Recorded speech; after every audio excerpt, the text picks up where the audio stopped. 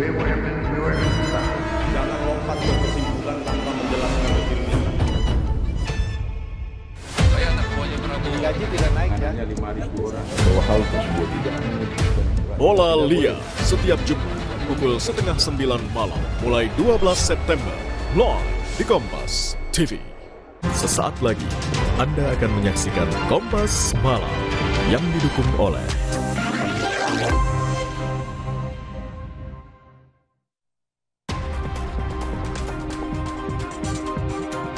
DPR jawab tuntutan rakyat 17+8, diantaranya komitmen menghapus anggaran tunjangan perumahan.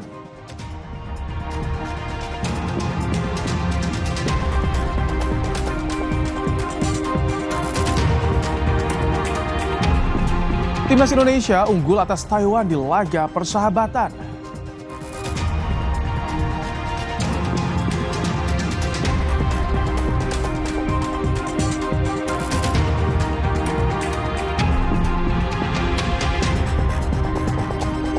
Libur panjang, arus lalu lintas di kawasan Lembang padat, lalu lintas didominasi kendaraan roda 4.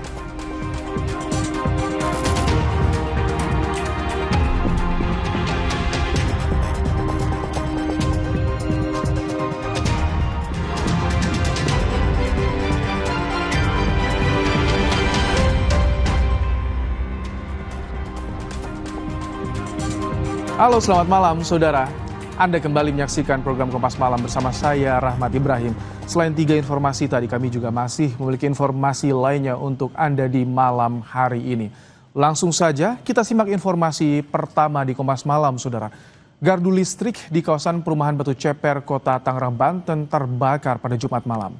Akibatnya beberapa aliran listrik di wilayah tersebut padam.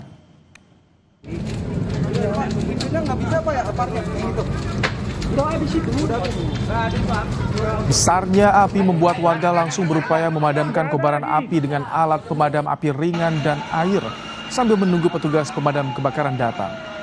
Api dapat dipadamkan hingga tak merembet ke pergudangan dan permukiman sekitar.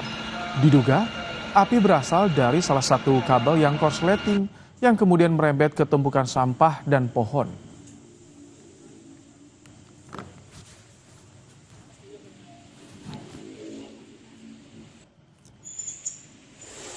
Lumayan besar sih tadinya karena gardu listrik kan, cuma karena cepat ditangani makanya nggak merembet ke gudang di situ. Soalnya juga ada gudang kardus di sebelahnya. Saudara, setelah menggelar rapat konsultasi dengan pimpinan fraksi, DPR menjawab tuntutan rakyat 17+8 pada Jumat sore.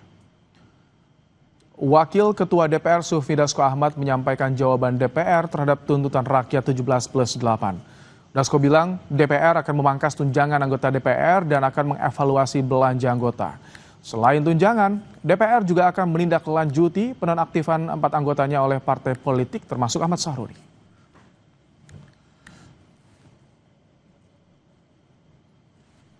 DPR RI menyepakati menghentikan pemberian tunjangan perumahan anggota DPR RI terhitung sejak tanggal 31 Agustus 2025. Anggota DPR RI yang telah dinonaktifkan oleh partai politiknya tidak dibayarkan hak keuangannya. Pimpinan DPR menindaklanjuti penonaktifan beberapa anggota DPR RI yang telah dilakukan oleh partai politik.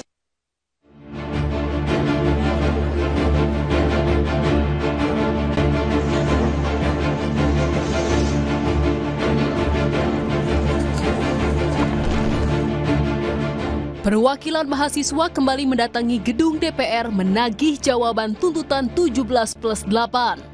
Dengan aksi bertajuk Piknik Nasional, mahasiswa meminta DPR merespon tuntutan yang sudah disampaikan. Bahwa kami datang dengan tuntutan dan kami tidak datang dengan kompromi. Kami ingin bagaimana 17+8 tuntutan ini dipenuhi dan kami tidak punya ekspektasi untuk banyak dialog dan kompromi. Tak berselang lama, DPR menjawab tuntutan rakyat dengan kodifikasi 17+8. DPR yang diminta membekukan kenaikan tunjangan anggotanya merespon dengan menyetujui jika tunjangan perumahan anggota DPR dihentikan. Anggaran lain yang dinilai jadi pemborosan juga dievaluasi. DPR RI menyepakati menghentikan pemberian tunjangan perumahan anggota DPR RI terhitung sejak tanggal 31 Agustus 2025.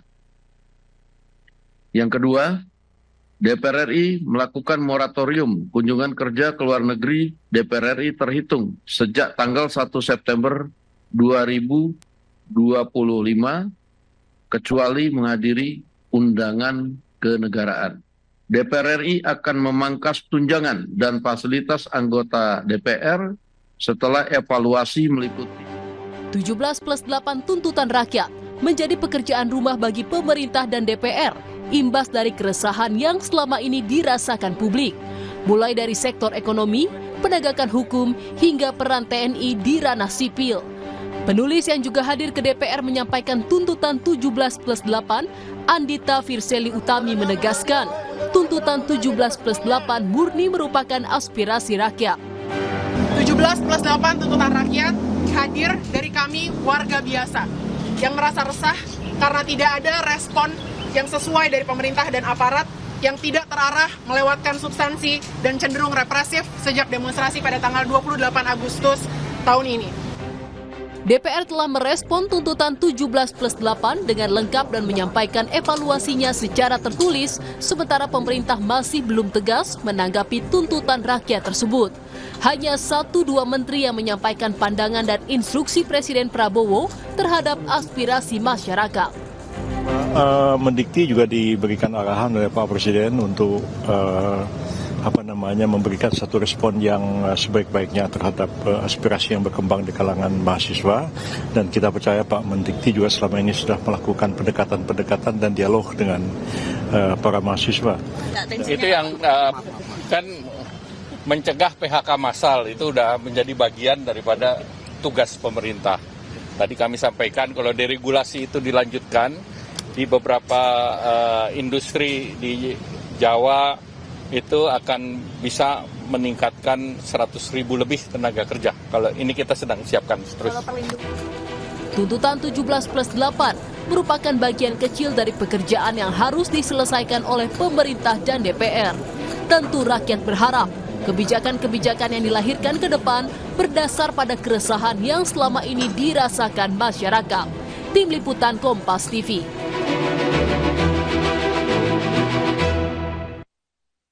Apakah jawaban DPR soal tuntutan 17+8 sudah sesuai harapan? Kita bahas bersama dengan Vincent Thomas, ada Ketua BEM Kema Unpad 2025, dan Sugiat Santoso, Wakil Ketua Komisi 13 DPR dari fraksi Gerindra. Selamat malam Vincent, Pak Sugiat. Selamat malam, Mas. Selamat malam. Baik. Kompas malam. Tadi Vincent ke DPR, jadi sudah puas dengan jawaban DPR, Vincent? Tentu nggak puas sama sekali dong, Mas. Karena kan akhirnya ketika bicara soal jawaban DPR hari ini, itu baru segelintir dari 17+8 tuntutan yang kemudian sudah dilayangkan dari kemarin.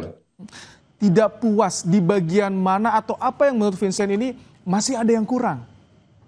Ya akhirnya pada dasarnya kalau bicara soal poin pertama sampai ketiga yang bicara soal bagaimana ada efisiensi anggaran yang sampai saat ini kami yakini adalah kontraproduktif, kami bahwa tunjangan-tunjangan ini sebetulnya jadi satu tanda tanya besar, karena bagaimana bisa anggota DPR serta pejabat negara itu mencerminkan sistem remunerisasi yang kemudian diimplementasikan di tengah perekonomian yang sampai saat ini kami yakini sedang krisis.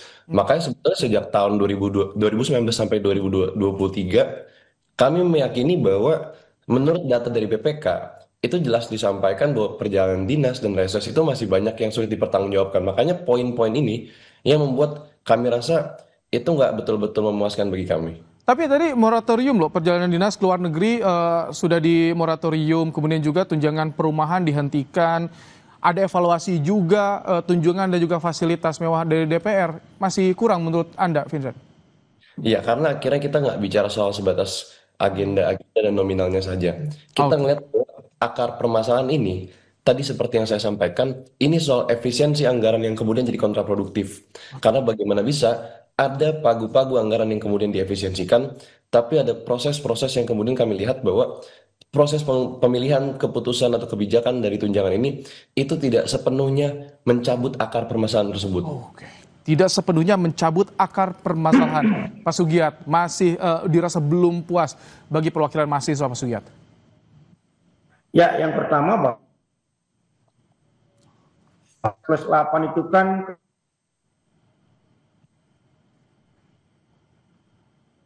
Halo Pak Sugiat. Sangat waktunya tanggal 5 September.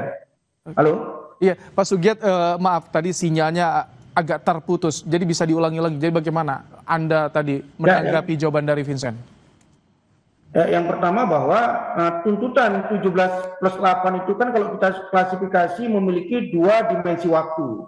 Dimensi waktu jangka pendek yaitu tanggal 5 September hari ini, dan satu lagi dimensi waktu jangka panjang yaitu diberi waktu selama 1 tahun sampai nanti tanggal 31 Agustus 2026. Dan tuntutan itu juga bukan hanya DPR, tapi ada beberapa institusi negara juga yang itu punya otoritas untuk menjawabnya, seperti kepolisian, TNI, pemerintah, dan lain sebagainya. Nah, tadi sore yang menjadi domain DPR, pimpinan DPR, Bang Dasko, Bang Cuncun, sama Bang Saan Mustafa sudah menjelaskan. Secara prinsip saya pikir apa yang disampaikan oleh pimpinan DPR tadi sudah menjawab tuntutan 17 plus 8 yang terkait dengan fungsi DPR dalam konteks jangka pendek. Bagaimana tadi sudah disampaikan, sebetulnya kan pada tanggal 25 Agustus yang lalu sebetulnya sudah disampaikan juga sama Bang Dasko sebagai pimpinan DPR bahwa untuk tunjangan perumahan itu dihentikan dimulai pada bulan ini, misalnya kan. Begitu juga tadi dijelaskan DPR juga akan mengevaluasi pembiayaan anggaran terkait tunjangan-tunjangan yang itu sudah disampaikan kan. DPR juga yang paling penting tadi sudah menggaransi akan memberi penguatan pada transparansi dan penguatan partisipasi publik dalam setiap keputusan DPR. Saya pikir dalam konteks itu apa yang disampaikan oleh pimpinan DPR sudah menjawab dari 17 plus 8 yang menjadi tuntutan jangka pendek dari gerakan kawan-kawan mahasiswa. Saya berharap jawaban dari pimpinan DPR tadi itu memiliki dimensi tujuan yang bisa, pertama bahwa bisa meredakan gerakan mahasiswa. Karena apapun ceritanya, gerakan yang kemarin selain gerakan mahasiswa dan gerakan rakyat yang murni, juga ternyata ada kelompok-kelompok yang ingin menunggangi gerakan itu sehingga membuat kerusuhan dan membuat penjarahan sampai pembakaran fasilitas umum dan gedung-gedung DPR. Kita berharap apa yang menjadi jawaban dari DPR tadi bisa meredam itu. Yang kedua, ini juga bisa. Pak Sugiat? Ya, mungkin saya izin masuk. DPR berharap ya. Bayangkan. Tunggu. Ini sinyal Pak Sugiat agak terganggu. Tapi tadi kami sudah menangkap dari poin yang pertama. Mas Bisa, Anda tampaknya ingin juga menanggapi seperti apa jadi tadi. Sudah menjawab, kata DPR. Ya, ini akhirnya jadi menarik, Mas. Karena kalau bicara transparansi dan partisipasi publik yang bermakna, itu akan jadi satu komitmen. Sebetulnya yang jadi pertanyaan kami, kenapa harus bertepatan pada tanggal 5 September ini? Kenapa kemudian ketika diberikan deadline oleh catatan ya, tadi Bang Sugiat, ini bukan bicara soal gerakan mahasiswa. Ini gerakan masyarakat sipil. Kami datang ke sana tidak kemudian akhirnya membawa satu identitas mahasiswa sepenuhnya, tapi kami melebur, kami melepas alma mater, dan di sana kami fokus bagaimana tuntutan-tuntutan dari rakyat itu jadi yang paling terdepan. Dan kami melihat bahwa poin-poin soal transparansi dan partisipasi publik ini jadi permasalahan. Kenapa? Karena toh kalau misalkan menjawab poin transparansi, jawaban yang dikeluarkan oleh pimpinan DPR RI ini sama sekali nggak melihat bagaimana tuntutan rakyat itu benar-benar dimaknai. Pertama, apakah DPR RI udah ngejelasin atau melaksanakan transparansi sesuai ketentuan yang diatur Undang-Undang Keuangan Negara dan KIP? Kemudian kedua, kita bicara soal transparansi semestinya dilakukan secara kontinuitas atau berkelanjutan. Nah, poinnya adalah padahal DPR RI itu memiliki portal website atau punya platform-platform lain sebetulnya yang bisa dioptimalkan, tapi sampai hari ini platform tersebut nggak betul-betul dimanfaatkan, bahkan nggak dimanfaatkan dalam banyak aspek. Jadi masyarakat aksesnya terbatas ya untuk tahu lebih dalam soal DPR. Saya ingin mengklarifikasi terkait dengan bagaimana transparansi dan partisipasi publik yang dilakukan oleh DPR periode ini. Kalau Mas Vincent itu sering menonton bagaimana live streaming dari rapat-rapat DPR, baik di komisi maupun yang lainnya, itu bisa dilihat bahwa sekarang rapat-rapat di DPR, baik rapat komisi maupun rapat badan-badan atau alat kelengkapan DPR itu bisa dilihat oleh publik. baik pada saat rapat anggaran, baik pada saat rapat dengan mitra kita di kementerian, itu yang pertama. Lalu yang kedua, partisipasi publik. Saya anggota balik. Balik itu dari pagi sampai malam rapat. Jadi yang saya hadiri, ini pengalaman saya, dari pagi sampai malam itu kita rapat selalu mengundang ketika pembahasan rancangan undang. Selalu melibatkan masyarakat, perwakilan publik, Pak Sugiat.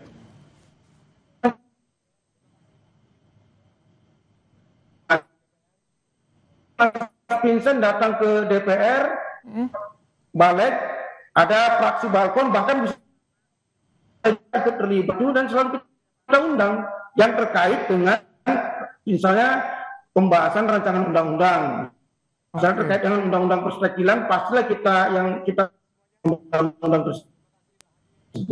Misalnya terkait KUHAP misalnya, pasti yang kita undang adalah bagaimana elemen civil society yang memahami terkait dengan pembahasan undang-undang KUHAP. Saya pikir di DPR periode ini sangat transparan dan sangat melibatkan partisipasi publik, itu yang saya tangkap. Oke, ada pelibatan partisipasi publik. Nah, emang yang pelibatan ini memang beberapa tahun belakangan disorot ya, Mas Vincent. Bagaimana? Apakah kedepannya masyarakat, mahasiswa termasuk meminta agar lebih banyak lagi dilibatkan dalam proses pengambilan kebijakan, proses pembahasan aturan di DPR? Atau seperti apa sih harapannya ke depan? Ya sebenarnya gini Mas, dalam Undang-Undang Nomor 13 Tahun 2022 itu udah jelaskan bahwa pembentukan undang-undang itu udah ngatur bahwa masyarakat sipil itu dijamin keterlibatannya. Mulai dari right to be heard, right to be considered, and right to be explained. Dimana kami memahami bahwa mungkin tadi Bang Sugiat udah punya rapat ya, yang dari pagi sampai malam dan lain sebagainya. Tapi coba mungkin untuk sedikit lebih mendengar dan sedikit lebih menoleh ke kiri dan kanan bahwa teman-teman gerakan masyarakat sipil hari ini itu kita nggak hitung-hitungan sama jam rapat dari pagi sampai malam tadi. Pun saya tahu ini di luar topik pembahasan, tapi saya cukup terkejut ketika misalkan disebutkan bahwa teman-teman masa aksi kemudian dinilai terprovokasi, kemudian dinilai merusak dan lain sebagainya. Justru sebetulnya yang saya ingin nanya ke Bang Sugiat sebagai Komisi 13 yang berbicara mengenai HAM, kenapa kemudian akhirnya kawan-kawan kita di sini sampai sekarang masih terus ditangkap, dikriminalisasi, dan terus mengalami represi-represi yang terus menjadi poin-poin yang tentu dengan jelas melanggar HAM. Rasa-rasanya udah banyak kampus di berbagai universitas di Indonesia yang udah banyak bicara soal ini. Makanya jauh bicara soal partisipasi. Itu termasuk yang ditembak juga atau yang diarahkan kepada pemerintah ya Mas Vincent ya? Iya, jangan Oke, saya beri kesempatan Pak Sugiat karena kan termasuk dari partai pendukung pemerintah juga ini, Gerindra, Pak Sugiat. Ya pasti kami akan mendukung bagaimana kawan-kawan gerakan civil society, baik mahasiswa maupun rakyat, yang itu ada proses-proses kriminalisasi. Pak Sugiat. Kemarin itu tidak hanya satu dimensi gerakan civil society saja, karena pasca gerakan civil society ada gerakan-gerakan lain yang sama-sama kita ketahui, baik di media massa maupun media sosial, itu sampai melakukan pembakaran gedung DPR, sampai melakukan pembakaran fasilitas umum, sampai melakukan penjarahan. Saya tidak percaya itu bukan bagian dari massa civil society atau massa mahasiswa yang murni untuk menyampaikan tuntutan rakyat. Itu juga harus diusut. Nah, sehingga semua peristiwa tadi tidak hanya dilihat secara parsial. Kemarin saya sebagai Wakil Ketua Komisi 13 sudah mengundang kawan-kawan Komnas HAM untuk menginvestigasi semua peristiwa, baik dari kasus gerakan civil society yang murni, juga peristiwa-peristiwa kerusuhan yang terjadi secara serentak se-Indonesia. Akan didorong oleh pemerintah untuk diusut tuntas ya Pak Sugiat. Saya ingin terakhir ke Vincent sedikit singkat saja. Jadi ketika Anda tidak puas, bagaimana langkah ke depan? Singkat Vincent. Sudah disampaikan bahwa ini bukan cuma bicara tentang eskalasi gerakan, tapi eskalasi tuntutan. Kami memaknai bahwa ini bicara soal tuntutan yang akhirnya tidak terpenuhi, bahkan mengalami kemunduran, atau sampai sekarang nggak digubris, yang akan terus kami eskalasikan ke depan. Dan tenang aja untuk Bang Sugiat, kita akan nggak berhenti kok untuk ngingetin dan terus bersuara. Karena elemen ini akan terus bersuara dengan pendekatan yang jauh lebih kreatif ke depannya. Tugas publik juga mengawal bagaimana proses yang terjadi di parlemen, juga di pemerintah. Terima kasih Vincent Thomas, perwakilan dari mahasiswa, dan juga Pak Sugiat Santoso, anggota DPR dari fraksi Gerindra. Terima kasih telah meluangkan waktu di Kompas Malam hari ini. Saudara, Timnas Indonesia unggul atas Taiwan di laga persahabatan.